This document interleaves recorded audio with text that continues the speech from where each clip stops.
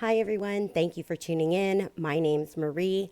My business, social media handles, website, and YouTube channel are Mareevuitton.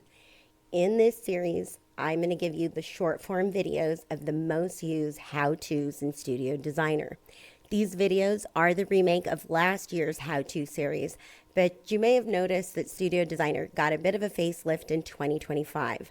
That prompted me to reshoot all these videos to help the new users because the screen is going to look a bit different. Okay, the processes and teachings, my tips and tricks remain the same. But again, I just want to make sure that I reshoot them because of the way that it looks different on screen. Okay, so as always, please leave your feedback and questions in the comment section and be sure to hit the thumbs up button if you found the video useful. Subscribe to stay updated. Now let's dive in. In this video, we're going to pull up the client payment report. Anytime there's an issue on a project, I like to go to the client payment report.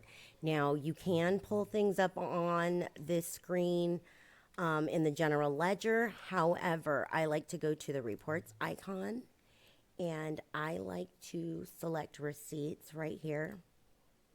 And then I just pick out the client, okay? I just select the client, and then I'm going to pull up this report because I want to make sure that this ties out to what we know. So if there's anything that was really recent, like for instance, well, these cancel each other out, the ones at the bottom, okay? You can see that go in and out because it was like a duplicate payment.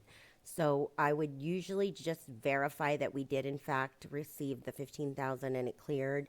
If that was a go, then I would assume that this report is correct. Okay, just because we post it doesn't mean it cleared the bank. So I always like to confirm. But this is exactly where I start to deal with client problems or client disputes. This is also what I do is, when we want to show the client, anything on the project, I always like to make sure that we tie out on the amount that they've paid.